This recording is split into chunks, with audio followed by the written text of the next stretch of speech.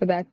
Okay, Prashant, could you please share more about your inspirational journey with us? We'd love to hear about the experiences and insights that have shaped your path. Well, um, so I've been working in the fintech space for the last 15, well, 20 odd years. And I used to run the forensic technology practice for Deloitte out of New York. And then eventually moved back to India, started Jocata in New York, and then moved back in 2010. And back in 2010, sexy to have a startup, and it took a while to actually set up. And we really got, I think, product live around in 2015, and this customer came around then. Yeah, and then it's been I guess, I would say a slow climb in some sense. We're now about 750 people. We have over 50 clients. And it's been a wonderful experience building this journey out. And we got acquired by BillDesk in 2018. And yeah, here we are. Awesome. That sounds like a very inspirational journey that you've had. Okay. Good. So before we begin the session, let's take a quick look at today's agenda. So what we'll be addressing is what Gen AI really is and what role it plays in fintech, its key benefits and challenges, and what real life applications it can have. So, without further ado, Prashant, I would like to know that, today hardly there's a conversation that does not include the phrase generative AI. So, could you just please start by setting the context here regarding what generative AI is and how we got here in the first place? Sure. Well, and before I get started, thank you to you and the management at Teliolabs for having me on this session. And this is something as a topic that we ourselves have been on a small journey over the last 3 or 4 years, and we started this I think just maybe before COVID is what I would say. But I'll try and give. So there are many ways to bring this into context. I'll try. I mean, there's of course the technical way to bring this into context, which I will try. Which I will do. But first, I thought maybe it's immediately after lunch. So let me maybe narrate a small story and then provide context through that. And I wanted to provide this context, and we'll come back to this maybe through the eyes of Microsoft. And so back in 2014, when Satya Nadella took over Microsoft, we know they were lagging behind a Google and an Amazon. And Satya took charge, rapidly changed course of the company, adopted cloud computing, adopted open source software, which is a big thing then for Microsoft, made Microsoft applications available on Apple devices, which was again a big thing. And then they really doubled down on this work. And then between 2015 and 18, the Azure platform was a firm number 2 behind Amazon. And then they obviously acquired GitHub, which was one of the world's most important open source softwares for $7.5 billion. Things were looking good. And then in 2018, Google unveiled BERT, which is an early version of the AI technology that would power chatbots. Now, this came as a really big surprise to Microsoft. And then their internal evaluations kind of led them to believe that Google would have a significant competitive edge in the market using artificial intelligence as a technology. Microsoft also figured out internally that this would take a while to build, about anywhere between 6 and 12 months, just given the infrastructure build out, the computer networks that they required. And they weren't really ready to build something like this out. So Satya basically decided to invest outside, and that's when they made their first investment in 2019, which was $1 billion in OpenAI. And OpenAI very quickly in 2021, OpenAI kind of stumbled a little. A lot of its lead developers left to start Anthropic. And that was also because they felt Sam Altman was favoring commercial ambitions as opposed to non-profit based technological safety mandates. So in any case, Microsoft doubled down on their investment, made that an additional $2 billion. And what technically happened during that time, and the biggest challenge which I think companies today also face, was no one within Microsoft was willing to kind of take OpenAI technology and embed that into their product suite. And that's where the 2018 GitHub acquisition came to the rescue, where the product manager for GitHub stood up and took Open and embraced that into GitHub, the result of which is the GitHub Copilot, which was a tool that powered by OpenAI would help developers automate writing of code. This product became a huge hit, and it attracted over 1 million developers within the first year. And of course, the success of that, gave all the other product managers a lot of courage to adopt this technology into their products, and now they're all over the place, right? We know we have Bing, which is powered by AI. We have PowerPoint, Excel, all of that having AI copilots, and so that rest is history. And I mean, and if you look at it, in the last 5 years, Microsoft committed over $13 billion to OpenAI, and just since the launch of OpenAI in November 2022, if you look at the Microsoft stock, it's grown by over 70%. They're now a $3.3 trillion company and one of 3 most valuable companies in the world, next to Apple and another AI startup, NVIDIA. Not a startup anymore, but so I guess the context of all of this is the view, that competition with Google and Amazon was largely responsible for the shape and for the rise of artificial intelligence, which at that point of time was an extremely risky bet because, we all know about the metaverse. Microsoft spent $70 billion there. That's a big flop. No one talks about the metaverse today. But I wanted to provide this context, especially because we are all so familiar with ChatGPT, and they were really the ones to make this consumer friendly and bring this technology just pretty much to the fingertips of everyone, which has kind of resulted in this AI boom that we have. There's similar narratives from a Google and an Amazon perspective, and I think folks who are interested should read up on that. But I thought it was a really fascinating way in which just these last 5 or 6 years kind of shaped up this entire industry, so to speak. So that's one context. The technical context for this is rather boring, but important to know. I think artificial intelligence and specifically machine learning from its early days has been around since 1950s, when researchers and scientists use algorithms to generate data or to create new data. I think one of the earliest examples of generative AI is a Markov chain, which was used, which is used to generate sequential output data basis the input that is provided actually to the model. But obviously with limitations to systems and computational power, machine learning really didn't come, to the limelight till about late 2000s. When we started getting a lot more data digitally, both structured and unstructured data. And if you look at the AI landscape, which is kind of a visual that I really like, you have machine learning on one side, which is largely looks at structured data patterns, but the feature engineering of this side is largely manual. So, and you have structured, supervised learning, unsupervised learning, reinforcement learning.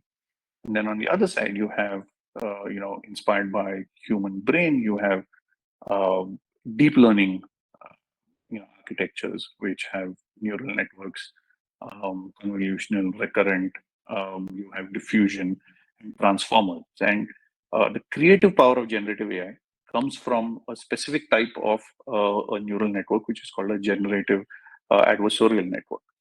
And most of the current models are based on the transformer architecture, I think with the exception of DALL-E, which I think is a diffusion architecture where you give a text input and you get a visual output. But yeah, I mean, and then since there, we've seen a flood of these come to the market. You have Meta with Llama, you have Mistral, you have, Salesforce has Control, you have T5, you have BERT, you have so many of these large language models that are popular today. So, and that's the technical context to where we are today. But I think largely this has evolved since the late 2000s to where we are. But I thought OpenAI and Microsoft had a big role to play in popularizing this to where we are today. That's a great overview. It's fascinating to see how far we've come. Generative AI is not just about creating content, it's about transforming how we approach problems and drive innovative solutions. And from automating routine tasks to enhancing decision-making processes to the potential applications are vast. So I just want to know how you see generative AI being applied in the fintech industry here, and are there any firms that stand out in implementing these innovations? Yeah, so I think there's, I mean, and you touched upon some of them. There's a very wide variety of applications for AI and generative AI specifically in different fields. Fintech itself is so broad. Fintech is, these days, fintech is lending tech, it's insure tech, it's reg tech, it's infrastructure tech. But one way to think about this, Divya, would be, I look at it as spheres in which artificial intelligence could be used. So, for example, you could say one sphere could be data analysis, it could be decision support, it could be language translation, information retrieval.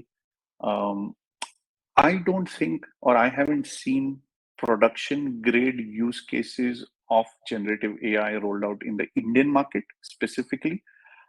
Because if you look at the AI maturity scale, I think 90% of the companies or financial institutions and fintechs in India are at probably stage one, which is where this is creating a level of awareness within the organization, evaluating what businesses and or what functions could benefit from the use of artificial intelligence.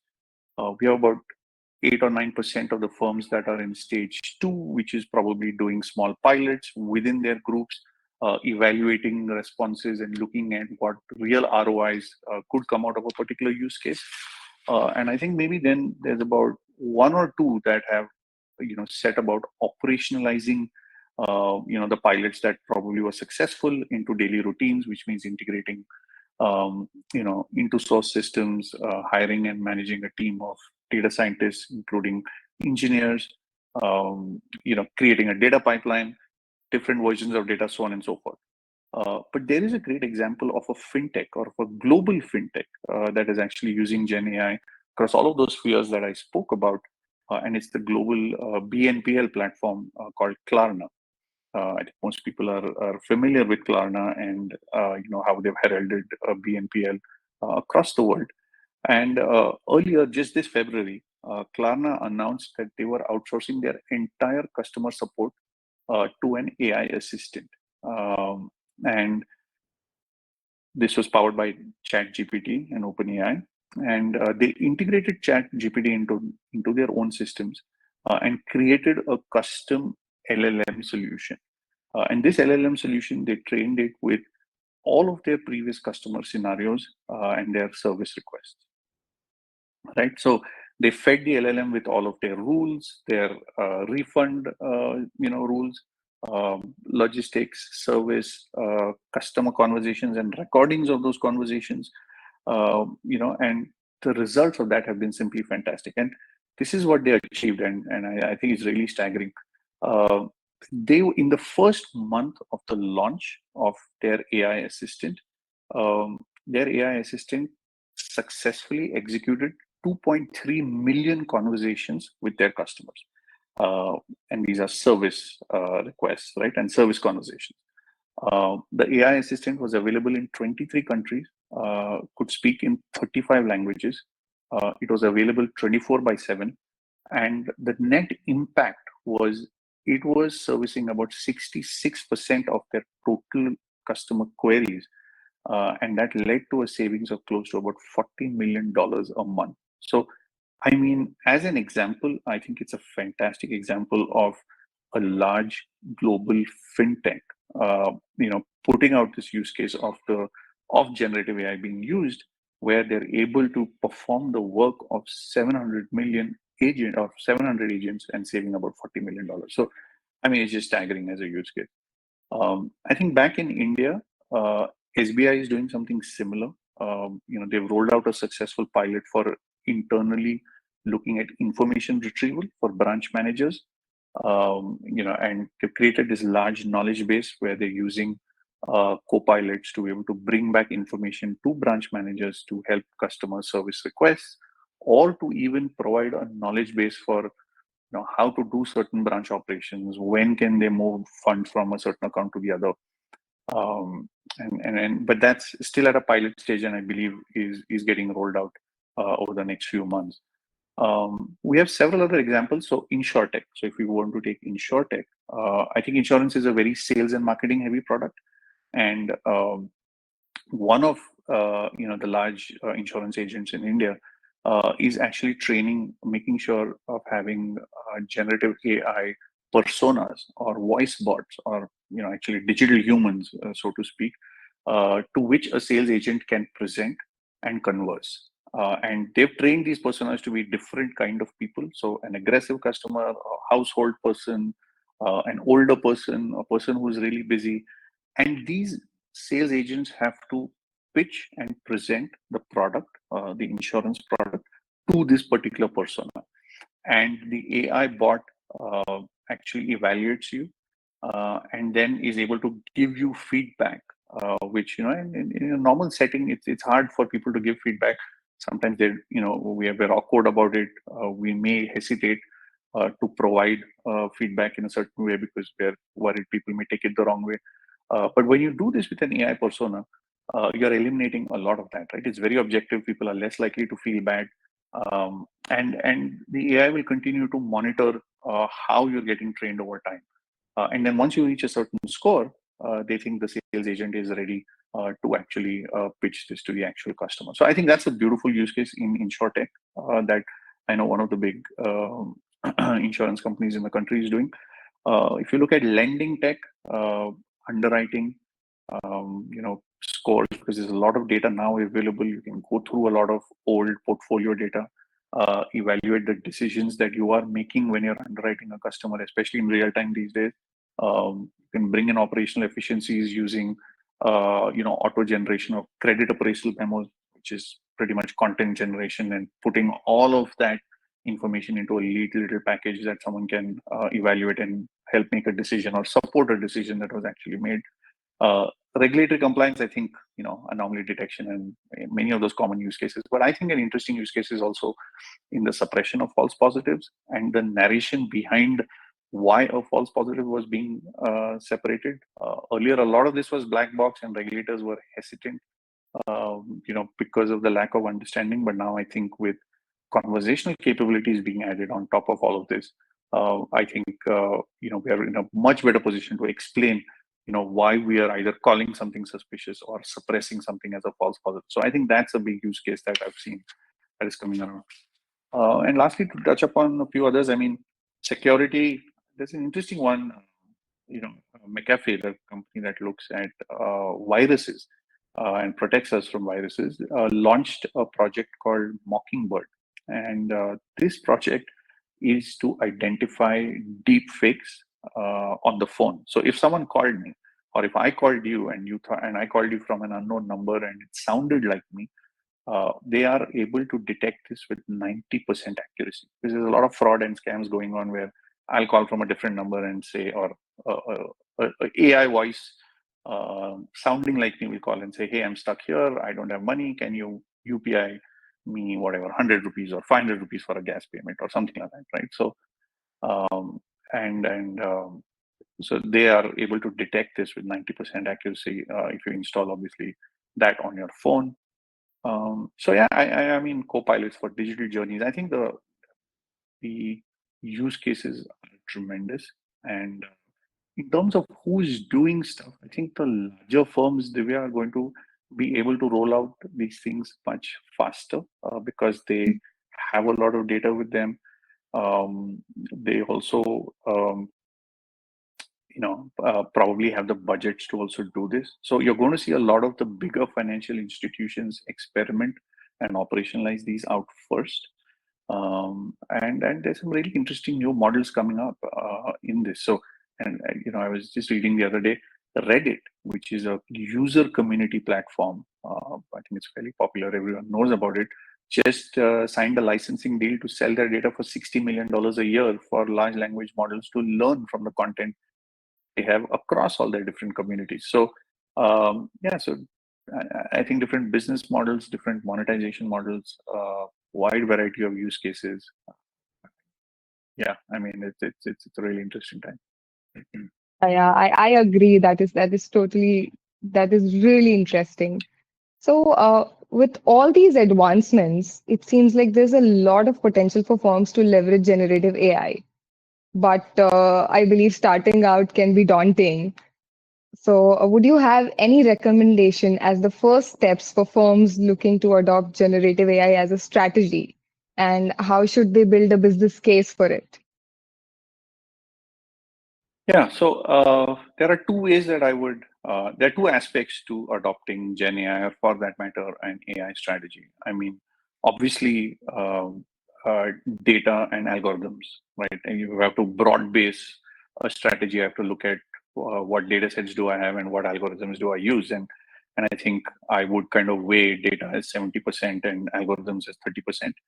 Uh, Data really is the key because model performance will only be good as the data.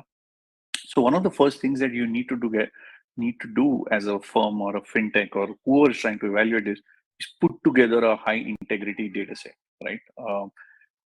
This is this is a non-trivial problem. I mean, even we as a startup face this. I think it's a big problem because I mean, we are a startup, but very large organizations with a lot of data. You can imagine the big banks.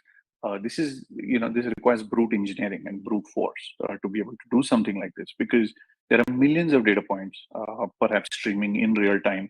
There are a combination of structured and unstructured data, voice, images, and these are all extremely complicated to organize, segment, feature engineer, correlate. Of course, then you need infrastructure, computing power, all of that, right? So obviously data becomes a big challenge there and being able to do anything with data. And then but let's say you embark on this, do small pilots, get the right stakeholders and then get the data together in a place in which you can kind of use it. The next question is the choice of the algorithm. And there I think, you really have to think about what is the kind of problem you're solving. Do I need machine learning? Do I need deep learning? Do I need generative AI capabilities? What is the nature of the data set behind these initiatives that I want to do? What are my desired outcomes, metrics? Is it revenue? Is it operational efficiency? Is it cost saving? So I think a lot of this analysis in terms of getting your data set right, getting your algorithm choice right based on your outcomes is what needs to happen at the outset. Let's say once we've arrived at a strategy, done a few experiments, I think then it's time to probably hire a small team, that kind of has a combination of data scientists and data engineers who are setting up the pipelines and all of that.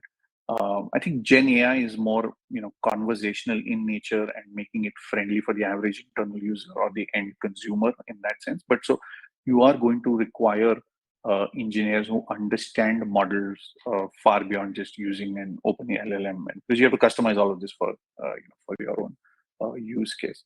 So that's one aspect of it, is making all of these choices.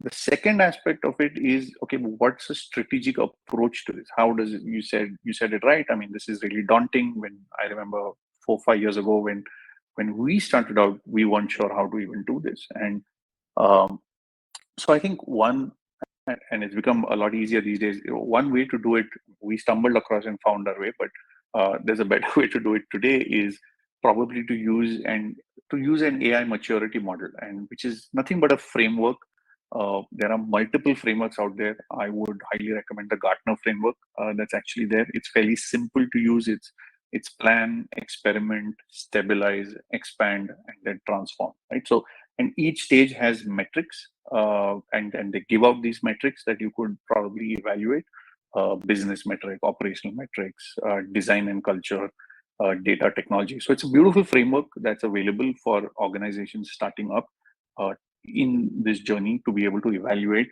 and help design an approach to the strategy that they want to do. It is a lot of work and it is a sizable investment. So you need an internal champion, senior management, who's going to be able to put the team together, drive this. I mean, I was giving you the example of Microsoft where no one was ready to accept OpenAI technology internally. So you will need to have someone push this through and free up some budgets to do all of this. That's right. That's right. That is really insightful, and it sounds like a very comprehensive approach. So, generative AI seems to be revolutionizing many aspects of the BFSI sector. What impact do you see it having on the BFSI and the fintech industry as a whole? So, I mean, to put it in one word, I think transformational. I think the lower skilled jobs and competitive advantages that countries, maybe even countries like India, had, which means good speaking English demographic kind of an advantage that he had, I think are going to get slowly eliminated. So the lower skilled jobs, I mean, you saw the Klarna example.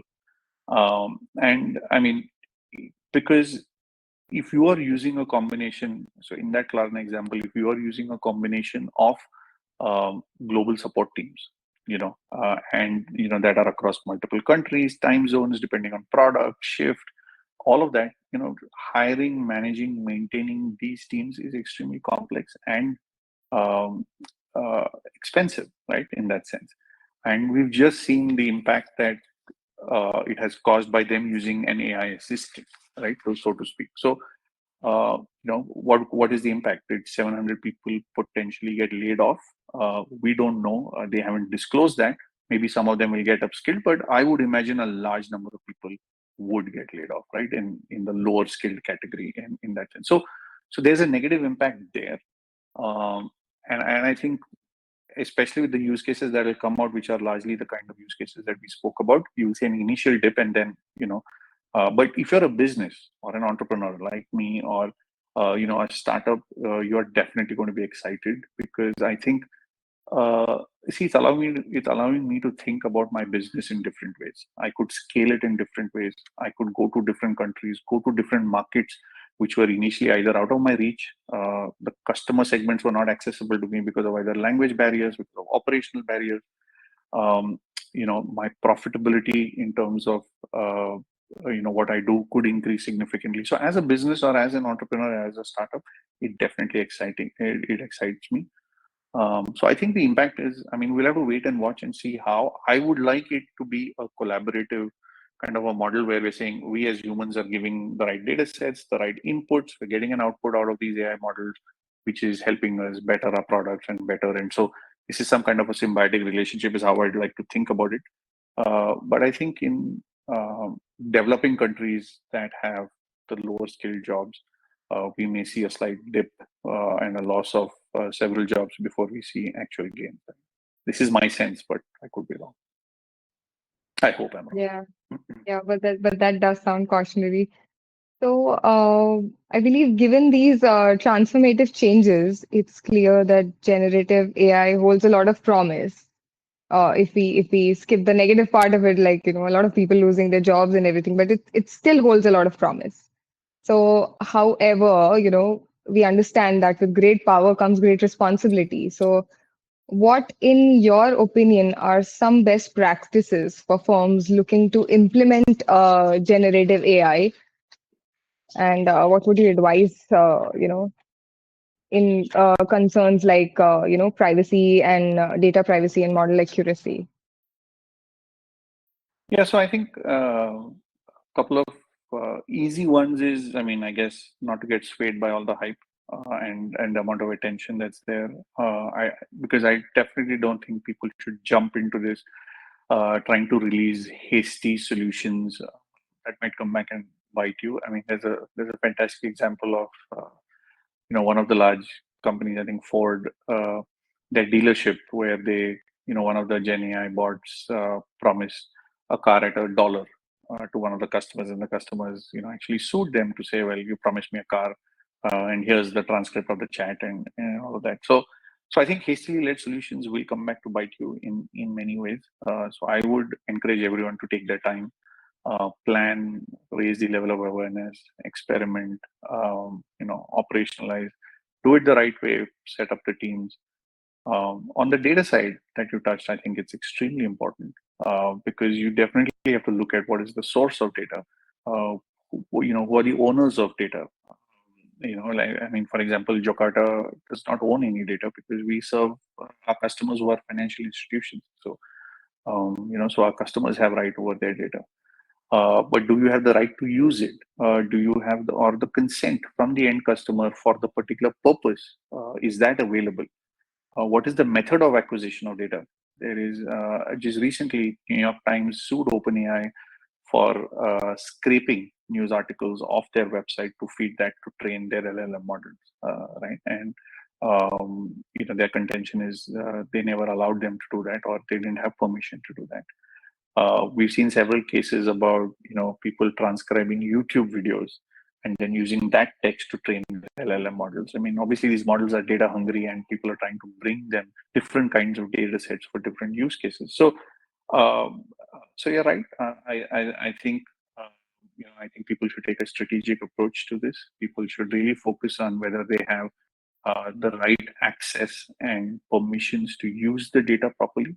So I think that's one step to look at. I think the other perspective is also here's the challenge, right? I mean, we saw what happened with Metaverse. Huge investments, things played out. That fizzled away. No one talks about it. I mean, I gave a keynote speech on the Metaverse to the London Stock Exchange, and it was all the rage then. 3 years ago, and then now nobody even talks about it. And but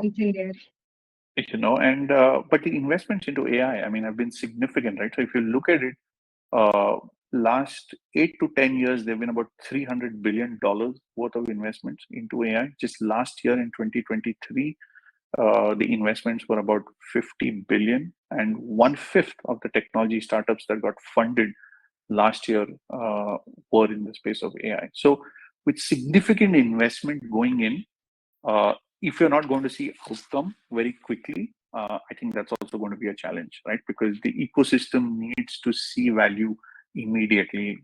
You need to be able to show ROI fairly quickly. And so I think that's a challenge. And there's some great examples of this. Accenture, I think last year had projected over $2 billion of deals using generative AI projects. But that number came out to be a few $100 million only. And Salesforce lost about 20% of its stock value because of their lower reported numbers out of projections for generative AI-led integrations and projects and revenue streams. So I think AI is a very, in closing, I just want to say it's a very directional bet. I think it's more than a monetary bet in some sense. Of course, it is monetary intensive, but it's a directional bet, and people need to evaluate it from that perspective. What how it's going to impact them, and what ROI is going to create from them. But to be honest, from whatever I've read, we've implemented a few things in a small way. And having seen AI, Gen AI, I think it's going to change the way we interact with technology, the way we use technology. And it's one of those general purpose technologies that I think is going to have a significant impact on society. So I think it's here to stay. And I think we need to really invest our time figuring out how we're going to, work with this. I think we all agree on that part that generative AI is here to stay for it's going to play a very long innings, I guess.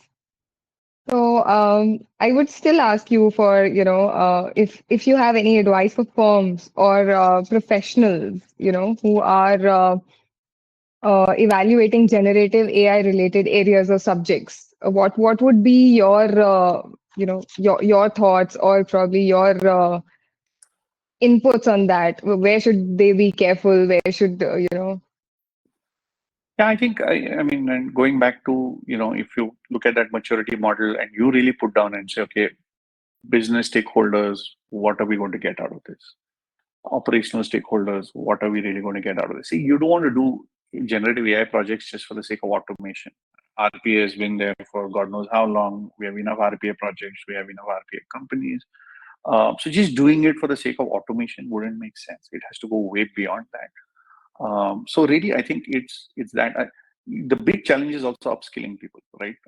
This is not an easy field to upskill folks in, also, because you need a good mix of engineering, statistical backgrounds, and so on and so forth, that form the base layer of what you will build, and then the generative AI on top of that. So, so I think identifying members of your team, putting them through the right course material / education to be able to upskill them, train them.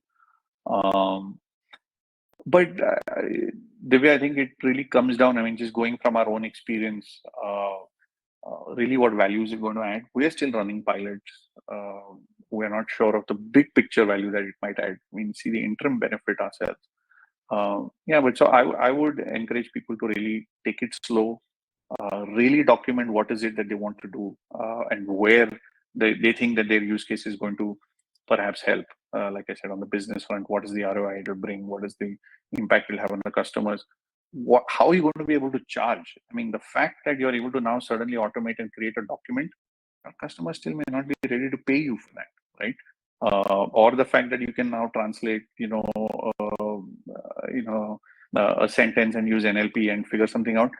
So some of these are where you also have to figure out how to get your customers to pay for some of this in many ways. So I think that thought process or initial pilots with customers need to happen, so that you are pretty sure that this is something that is scalable for you, because otherwise you'll end up with a lot of investment but nothing to show for it in many ways.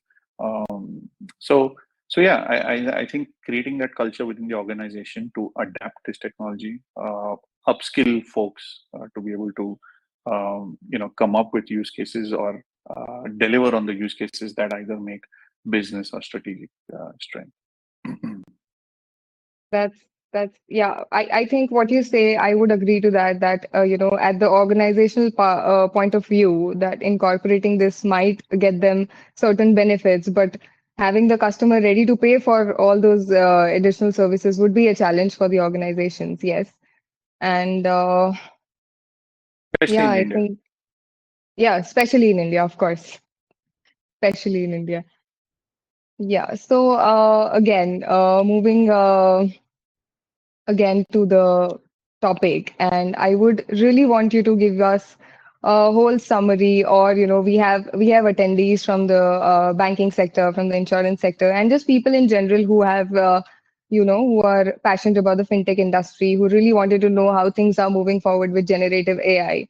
So if you could please help us summarize, probably there are some people who have joined late who must have missed out on the earlier answers. So if you could just summarize and give us the crux of the story. Yeah, sure. I mean, I think crux of the story, this is here to stay. This is as per at least my view, and I think it's technology that is going to have a significant impact on us, especially on the lower skilled jobs that we have. And sorry, there's some polls coming up on my screen. Let me just click out of that. Okay, and then. And I think the use cases are tremendous. I think some of the use cases that we went over in InsurTech or in lending tech, I can talk from our experiences of where we are running pilots, which is in scoring data, creating behavioral models, both for businesses and individuals, to be able to better assess customers, look at cross-sell opportunities, and we've built some successful models over time. As you rightly spoke about, the data and the privacy concerns of all of this information. I think that's something to really keep in mind. Some of our challenges have been along that path, and making sure we correctly understand the implications of the consents and the data that we're seeking along with our partners, and how and where we can actually use this information. I think that has been a big learning along the way, to keep always that in mind, and especially now with the DPDP Act, passed in India, and probably the enforcement coming fairly quickly. I think that's one area to really focus on is actual data, and all of this really, and like I said, I think to create a strategic approach to this, 70% of the work is in being able to get your data in the right place, and 30% is about choosing the right model for the task, which whose performance will be highly dependent on the kind of data that you provide. So, which in itself is quite an engineering task. Yeah, so I think, in summary, I think that's where we are. It's highly exciting. I think it's going to revolutionize a lot of the fintech industry. We're already seeing that. I would encourage people to read the Klarna example, the perspectives of how Google, Microsoft, and Amazon have on how they took these bets. It's widely documented. So I think those are fascinating reads for everybody. And it's also inspiring in many ways to kind of then think about what in your own way could you take a bet, and what risk could you take as a company in whatever use cases you kind of identify. Yeah, so That's great. So yeah, we have a question from one of our audiences. If you'd like, I'll just read it out for you. yeah, With yeah, with the rapid adoption of AI in fintech, how can we ensure ethical development and implementation of AI systems to avoid bias, discrimination, and project consumer privacy while fostering trust and transparency in the financial services? that's a loaded question. Yeah, so it's all of these things that we spoke about, identifying your data sources, figuring out what consents you have, and all of that. So that's one angle of it. Ethical development. See, bias is it's a great question. So one of the use cases that we work on, which is suppression of false positives, was extremely challenging for us because the data sets, if you look at any rule engine and in the regulatory compliance space, the conversion of a transaction that has been alerted as potentially suspicious to actually getting reported to the regulator is less than 1%. So just 1% of transactions get converted into an actual suspicion that is reported to the regulator out of all the alerts that are generated. So we have these large banks that are generating tens of thousands of alerts on a daily basis, right? Now imagine if you have to train a model with this data.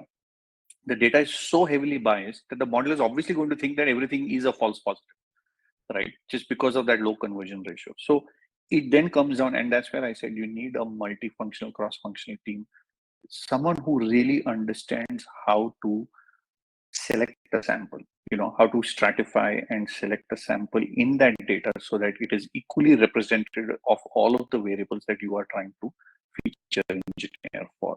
So, and that's where I think the selection of the right team, the right use case, obviously we talked about data privacy and all of these things. So it's a lot of disciplines that actually come together in putting that. Yeah, right. I think there's a lot of documentation and governance models to make sure that the models are actually performing the way they do. So we have these feedback loops that we've set up with our clients in our use cases, where we started with our model getting retrained every 30 days. Then we saw some impact of how biases were creeping in. Even if we were doing it at 30 days, we reduced it to 15. Now we do it on a daily basis. But again, this has been a slow journey.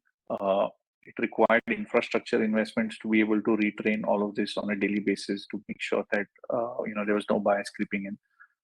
So it's a very nuanced field in that sense to be able to put out use cases that work in the real world.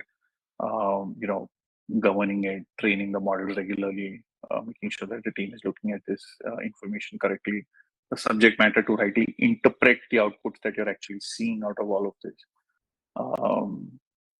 Yeah, so I think it's a very multifaceted kind of thing to look at that. I hope I was able to answer that question. There were a lot of things in that question, but Yeah, I do believe it was a very comprehensive question to answer to. Yeah.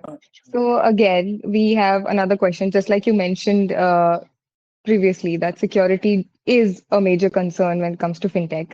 So how do you think that generative AI can help in enhancing security and mitigating the risk factors in the financial transactions? That's again another question from our audience. Yeah, so we've seen several AI models that are looking at anomaly detection today, right?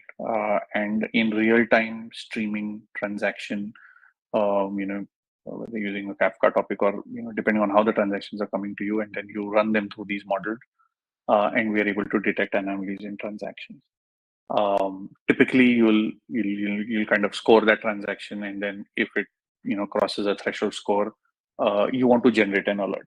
And now, but I can layer a generative AI kind of a layer on top of it and have a voice bot that automatically can call a customer or ask for a confirmation of a particular transaction in real time on behalf of the bank.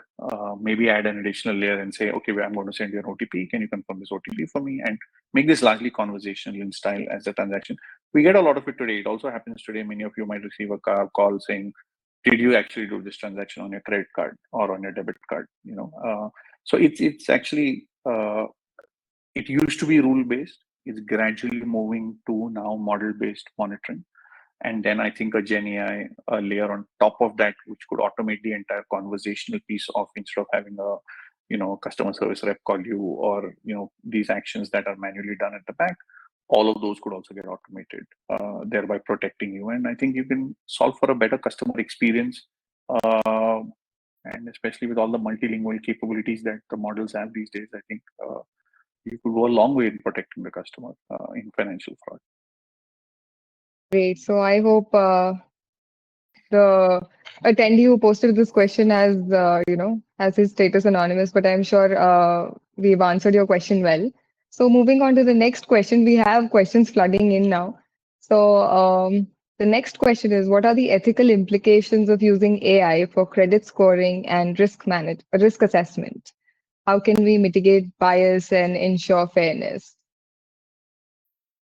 Yeah, so again, I think it's really it comes down to the data set, and that's why I keep saying 70% of the success now, and whatever measure you want to look at it, and whatever scope you want to look at it from, fairness, ethical, no discrimination in that sense, will come from the data set that you use to train your models, and which is why some of these LLM models that are largely trained on Western data, we need to adopt and train on our data. So you have to be really careful about the use case that you want to select.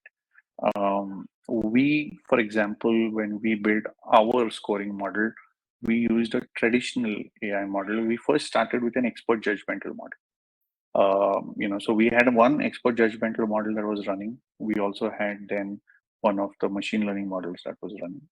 It was a supervised machine learning model. And we were always comparing the expert judgmental and the machine learning model. And the expert judgmental model took into account decisions that were made by several senior credit underwriters, and over time. So one way to do it is to run this in a double-blind method over a long period of time to ensure that your expert judgmental model, there's not significant deviation between your expert judgmental model and the model and your machine learning model, so to speak. So that's one way in which we've adopted it, which we work with our clients, and we've also presented to the regulators. So that's one way to do it. But I mean, you'll have to adopt different strategies basis the use case. But the most important part is getting your data set high integrity, good quality, enough representation for all of the variables that you are seeking to provide as inputs, is extremely important. Great. So we have another interesting question here. So it says, like Stanford provided equipments during gold rush, should new enterprises should look into infrastructure as a service along with Gen AI as a service? Which way do you think will have more explosive growth?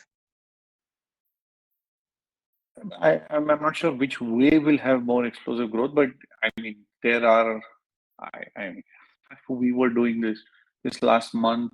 I think there were about 50 Gen AI startups that I must have interacted with that are providing Gen AI as an infrastructure for you to readily be able to use and to try out and build your use case. So I think there's a lot of players already trying to, well, obviously because they want to kind of use it to raise capital to, I mean, obviously you have to do all of that, but I think Gen AI as an infrastructure play for everybody is already there, or at least there are enough startups out there that are doing that. I've seen some of them, and some of them are truly fantastic. Indian startups, not even startups outside of India, and yeah, I mean, in fact, we probably will work with a few of them for piloting some of our use cases, since we just don't have the bandwidth beyond what we're doing ourselves internally. But I think that has already been there. There are enough Gen AI startups that are providing out of the box models that they will tune for you, for your particular use case, and provide that along with the infrastructure that is required for it. So you pretty much only have to supply the data, the proper business case for it, and they'll work with you and do the rest. Everything else is just ready to serve. Yeah, almost. Yeah, I mean, I don't think it's that easy, but yeah, in a sales pitch, it's almost ready to serve. Yeah, correct. Yeah. So now that we're talking about startups, so a lot of startups face challenges with the WRT funding. So Gen AI world requires a lot of investments. What do you think startups should do to stay afloat in this scenario? Oh, God help them. It is really tough. Especially, as you rightly said, AI requires a lot of competition. And see, the challenge also is very quickly, everybody wants to do a pilot because nobody's sure how this is going to work. So everyone Yeah. wants to do quote unquote a free pilot, or or a discounted paid POC, so to speak. So I think it is tough for startups. And again, like I said, I just had the opportunity to interact with almost over 50 startups recently, and spending significant amount of time with at least 10 of them. It is tough because they are small teams, and I mean, any entrepreneurial journey in general is not easy, right? I mean, it's almost uh, you have to fake it till you make it. You always have to sound cheerful. Everything's going great. You're on the verge of landing a great deal, or you have a great deal pipeline. I mean, it's the same with all of these startups. It's just now in the context of Gen AI. There's a lot of competition out there, especially now for Gen AI, both global and in India. Um, so it's really going to come down to who's going to be able to very quickly engineer their product correctly, demonstrate a very quick use case, and hopefully convert these into proper revenue streams rather than failed pilots. I think there's a long journey ahead. So again, moving on to the next question. So what are some of the biggest challenges and opportunities you see in the adoption of AI in fintech? As data is the key for banks and they don't want to share it with the third-party systems. True, a fantastic question. It's absolutely correct. It increasingly is getting difficult for you as a third party to be sitting outside or working with the bank and being able to deliver Gen AI/AI products. Maybe AI, and we operate in exactly the same space. So I can tell you from personal experience, it's extremely complicated. You need to have a really fantastic relationship with the bank, because this will come down to trust, right? In the end, I mean, and this will come down to whether they're working with the right partner who's ethically always on the right side. And if there is a gray area, they will choose, to stay on the right side of that gray area. So it just comes from that confidence and trust. That's how it's worked for us. But whoever asked this question, it is correct. For product companies like us, it is extremely difficult uh, for us to be able to showcase value proposition in Gen AI, because we don't have access to data that easily. It's a more convoluted way for us to get access to data. And I think the Accenture and Salesforce examples that were reflective of that, because it becomes very challenging to be able to showcase. It's okay to do a pilot. To create a full-blown use case, I think it's very complicated for a third party who doesn't own a large data set. Agreed. So yes. So how industry is seeing AI adoption from regulations and compliance point of view? I think the regulators have gotten a lot more open-minded about it, and we've been in several representations and discussions with regulators where, I think 5 years back, they didn't want the AI models to be detecting suspicious activity. They didn't want AI models to be suppressing, identifying false positives. To now where they understand that this is technology that, with the right monitoring and with the right training, can be trusted. So I think they are, I would say they are significantly opening their mind to it from a regulatory compliance perspective. And I think the national narrative also at an India level for digital public infrastructure, for the data being there today in the 3 layers that we have in the digital public infrastructure, which is your identity layer, your payments layer, and your documentation layer, where our DigiLocker and Aadhaar and all of that. And now they're going to add an AI layer on top of that. That's the work that's going on that digital public infrastructure. We've got consent and privacy built into that architecture. So I think given all of that, government bodies and regulators are opening their mind to it. They're more accepting of it. But yeah, as I think the first question that came back to the governance and the ethical use of AI, I think those will be big determining factors into seeing how widely it gets adopted. Okay. So I think we have yet another question from our audience. So, what are the regulatory challenges and opportunities in the development and adoption of AI in fintech? I think that was the question that you just asked. The regulatory challenges and adoption. Compliance That point we of view, spoke about. yes, yes. Yeah. Yes, it's pretty much similar. So yes, I hope Monica here asked the same question. Monica, I hope you've received the answer. If you have any further queries, you can post another question if you'd like. So yes, I think yeah, that's about the questions that we had for today. So Right.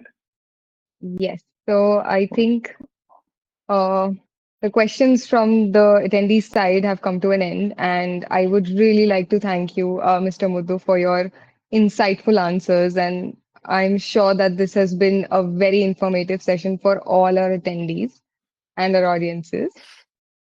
I hope And so. Thank you. Thank you for having of me, course, and thank you for patiently listening to me. And I hope this was useful, and